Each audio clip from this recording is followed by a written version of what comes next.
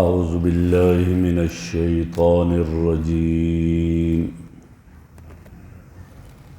بسم اللہ الرحمن الرحیم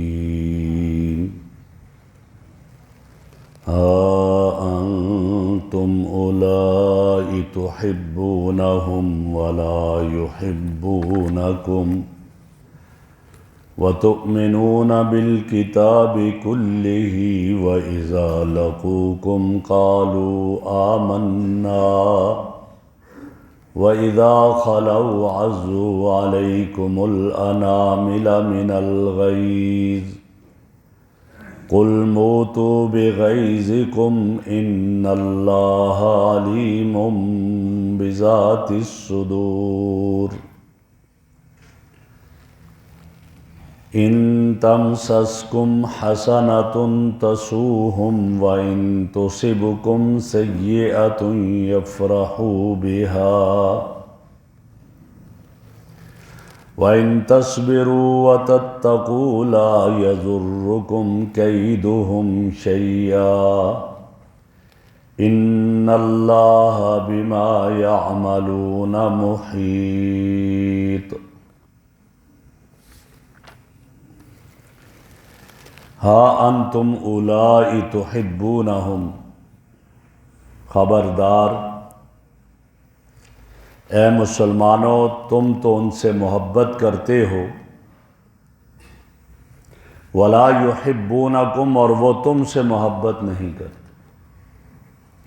وتؤمنون بالکتاب کلہ اور تم ساری کتابوں پر ایمان لاتے ہو، وَإِذَا لَقُوكُمْ قَالُوا آمَنَّا اور جب وہ تم سے ملتے ہیں تو کہتے ہم ایمان لے آئے، وَإِذَا خَلَوْا اور جب الگ ہوتے ہیں عَضُّوا عَلَيْكُمُ الْأَنَامِلَ تو وہ کاٹتے ہیں تمہاری اوپر اپنی انگلیوں کے پوروں کو من الغیظ غصے سے، قل فرما دیجئے موتوا بغیظکم مرو تم اپنے غصے پر، ان اللہ علیم بذات الصدور بے شک اللہ رب العزت دلوں کے بھید اور دلوں کے راز جانتا ہے۔ ان تمسسکم حسنہ جب تمہیں کوئی اچھائی اور راحت پہنچتی ہے، تسؤہم تو انہیں بری لگتی ہے، وَإِن تُصِبْكُمْ سَیِّئَةٌ اور جب تمہیں کوئی تکلیف پہنچتی ہے، یفرحوا بہا تو وہ بڑے خوش ہوتے ہیں اس سے، وَإِن تَصْبِرُوا وَتَتَّقُوا اگر تم صبر کرو اور تقوی اختیار کرو، لا یضرکم کیدہم شیئا تو ان کی تدبیریں تمہیں کچھ بھی نقصان نہیں پہنچا سکیں گی، ان اللہ بما یعملون محیط بے شک جو کچھ یہ کر رہے ہیں اللہ اس کا احاطہ کیے ہوئے ہیں۔ میرے محترم بزرگوں اور دوستو، کل کے درس میں یہ گزرا تھا کہ تم ان منافقوں اور یہودیوں کے ساتھ جو ہے وہ دوستی نہ رکھو، ان کے ساتھ دوستی کا تمہارا تعلق نہ ہو اور ان کو رازدان نہ بناؤ، ورنہ یہ تمہاری کئی چیزیں ان کے سامنے آئیں گی اور تمہیں بعد میں پچھتانا پڑے گا، یہ کہا گیا تھا۔ اور آج اس کی وجہ بتائی جا رہی ہے کہ کیوں ان کے ساتھ دوستی نہ رکھی جائے، وجہ اس کی کیا ہے، اور وجہ اس کی یہ بتائی گئی کہ تم تو ان سے محبت کرتے ہو لیکن یہ تم سے محبت نہیں کرتے۔ تم محبت کیوں کرتے ہو؟ تمہارا رشتہ ہے، قرابت ہے، تعلق نسب ہے، نسبی رشتہ، رشتہ داریاں ہیں، کسی کا باپ ہے، کسی کا بیٹا ان میں ہے، کسی کا بھائی ہے، کسی کا بہنوئی ہے، لہذا تمہاری تو ان سے محبت ہے، لیکن وَلَا يُحِبُّونَكُمْ یہ تمہارے ساتھ محبت نہیں کرتے، کیوں؟ دین کی مخالفت کی وجہ سے، یہ کفر پر ہیں، تم ایمان پر ہو اور یہ ایمان والوں سے محبت نہیں کرتے۔ قرآن نے تو صاف کہا وَلَتَجِدَنَّهُمْ أَشَدَّ النَّاسِ عَدَاوَةً سب سے زیادہ عداوت اور دشمنی ایمان والوں سے تم پاؤ گے، کس کو؟ یہودیوں کو پاؤ گے، پھر نصرانیوں کو پاؤ گے، یہ تو تمہارے ساتھ دشمنی۔ حالانکہ تقاضا محبت کا پھر یہ ہے کہ دو ہاتھ سے تالی بجتی ہے، آپ ان سے محبت کر رہے ہو تو یہ آپ سے بھی محبت کریں، اور یہ آپ سے محبت نہیں کرتے ہیں، یہ آپ سے محبت کرنے والے ہی نہیں ہیں، لہٰذا ان کو راز آپ نے نہ بتاؤ، لہٰذا کل آپ کو پچھتانا پڑے گا۔ اور آج میں اور آپ اگر غور کریں، دیکھیں کتنے ممالک ہیں، مسلمان ممالک، اسلامی ممالک، لیکن ان میں سے کوئی ایک ملک بھی اپنا آزادی سے فیصلہ نہیں کر سکتا ہے۔ آپ کے ملکوں اسلامی ممالک میں صدر آئے گا تو امریکہ کی اجازت سے آئے گا، آرمی چیف آئے گا تو ان کی اجازت سے آئے گا، آپ کے فیصلے سب وہ کرتے ہیں، آپ کے سارے راز تو ان کے پاس ہیں، جو وہ فیصلے کریں گے وہی ہوں گے۔ تو یہ حالانکہ قرآن کیا کہتا ہے؟ قرآن نے کہا کہ نہ، ان کے رازدان نہ بناؤ، لیکن تم ان سے تو محبت کرتے ہو، لیکن وہ تم سے محبت نہیں کرتے۔ اور محبت کا اصول یہ تھا کہ جانبین سے محبت ہونی چاہیے، حالانکہ یہاں جانبین سے نہیں۔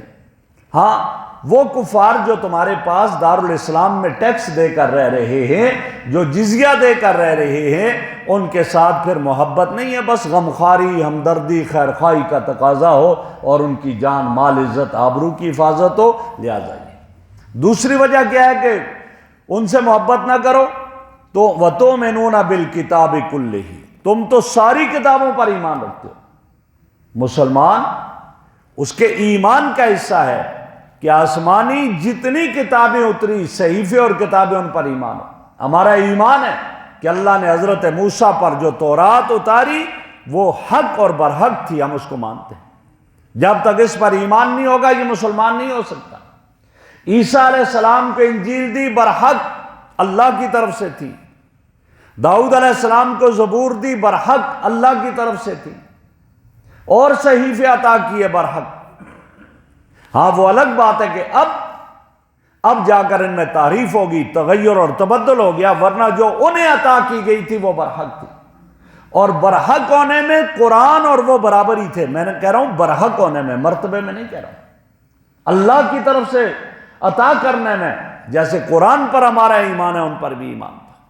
فرمایا تم مسلمان ایمان والے ساری کتابوں پر ایمان رکھتے ہو، لیکن وہ ساری کتابوں پر ایمان نہیں رکھتے۔ یہودی تورات پر ایمان تو رکھتے تھے لیکن قرآن پر ایمان نہیں۔ عیسائی انجیل پر ایمان تو رکھتے تھے لیکن قرآن پر ایمان نہیں رکھتے، وہ قرآن کو مانتے ہی نہیں، بلکہ انہوں نے تو قرآن کے بارے میں علیاذ باللہ عجیب عجیب گڑے، کچھ کہنے لگے، کچھ کا یہ کہنا تھا اور یہ نقطہ نظر پیش کیا کہ نستورہ راہب نامی آدمی، اس سے حضور صلی اللہ علیہ وسلم کی ملاقات ہوئی اور اس نے جو کچھ آپ کو اس وقت بتا دیا یہ علیاذ باللہ قرآن بن گیا۔ یہ ان کا نقطہ نظر ہے۔ بعضوں نے یہاں تک لکھ دیا علیاذ باللہ ثم علیاذ باللہ، نقل کفر نباشت، کہ نبی اکرم صلی اللہ علیہ وسلم کو مرگی ہوتی تھی علیاذ باللہ، اور اس مرگی کے جو دورے پڑتے تھے ان میں جو آپ کی زبان سے جو الفاظ نکلتے تھے ان کو قرآن بنا دیا۔ یعنی وہ تمہاری کتاب جو تمہیں عطا کی گئی قرآن، اس پر ایمان نہیں رکھتے، اور تم ساری آسمانی کتابوں پر ایمان رکھتے ہو۔ جب ساری پر رکھتے ہو تو پھر ان سے محبت تم کیسے کر سکتے ہو؟ ان سے محبت تو ہو ہی نہیں سکتی، جب ہوتی کہ جب وہ اس پر ایمان رکھتے۔ لہذا فرمایا تؤمنون بالکتاب کلہ، آپ ساری کتابوں پر ایمان رکھتے ہو اور وہ تمہاری کتاب پر ایمان نہیں رکھتے۔ وَإِذَا لَقُوكُمْ قَالُوا آمَنَّا وَإِذَا خَلَوْا عَضُّوا عَلَيْكُمُ الْأَنَامِلَ مِنَ الْغَيْظِ، جب تم سے ملتے ان کی منافقت کا یہ حال ہے، ملتے کہتے ہم ایمان لے آئے، حالانکہ ایمان نہیں لائے ہوتے، بس صرف ظاہری فائدہ حاصل کرنے کے لیے کہتے ہم ایمان لے آئے، ہم تو تمہارے ساتھ ہیں۔ جب یہ بات ہے اور جب الگ ہوتے ہیں، تنہائی میں چلے جاتے ہیں، تو غصے سے اپنی انگلیوں کو، پوروں کو کاٹتے ہیں۔ آدمی کو جب بہت زیادہ غصہ آئے اور کچھ نہ کر سکے تو اپنے دانتوں کو رگڑتا ہے اور دانتوں کو پیستا ہے، اور اس کے بعد کیا کرتا ہے؟ اپنی انگلیوں کو منہ میں دے کر کاٹتا ہے، اپنے ہاتھ کو کاٹتا ہے۔ غصے کی آخری حد یہ ہوتی ہے۔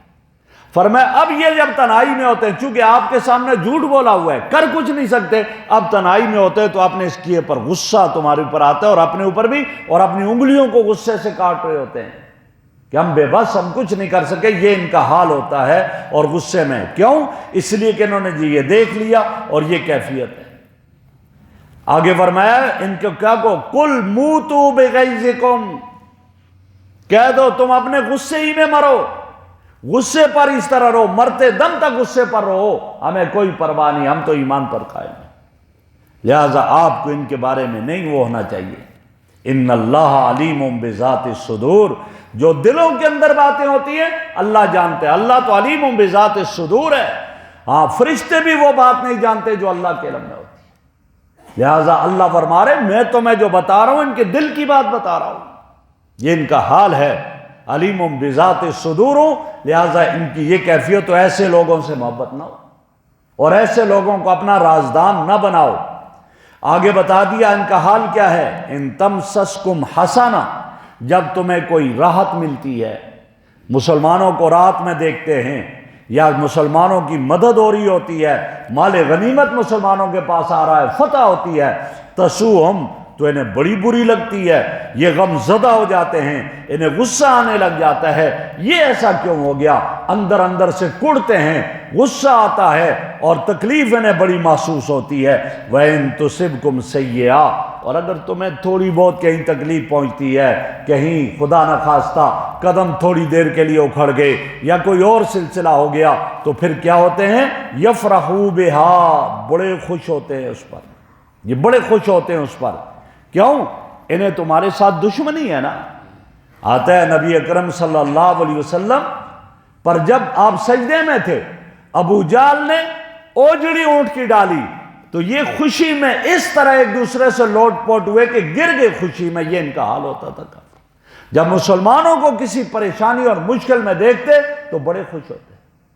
ام المومنین حضرت عائشہ صدیقہ رضی اللہ عنہا پر جب الزام لگا یہ منافق کتنی خوشیاں منا رہے تھے، فرمایا تمہیں جب کسی مصیبت اور پریشانی اور مشکل میں دیکھتے ہیں تو لہٰذا اب یہ خوشیاں مناتے ہیں تمہاری دشمنی کی وجہ سے، تمہارے ساتھ دشمنی کی وجہ سے، پھر تم ان سے کیوں محبت کرتے ہو، پھر کیوں ان کے ساتھ اتنی ہمدردی کرتے ہو؟ ایسا نہ کرو۔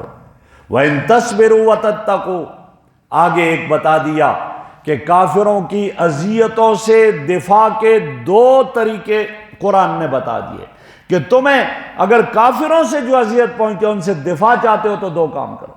ایک کام کیا، وَإِن تَصْبِرُوا، صبر کرو، صبر کا دامن نہ چھوڑو۔ ان اللہ مع الصابرین، اللہ رب العزت صبر کرنے والوں کے ساتھ ہے۔ صبر کی قسمیں مفسرین نے لکھی، ایک ہے صبر علی الاذی، تکلیفوں پر صبر کرنا، یہ کافر آپ کو تکلیفیں دیتے ہیں آپ صبر کرتے جاؤ، صبر کرو، صبر کرتے جاؤ، ایک ہی ہے صبر، اور صبر پر اجر ہے۔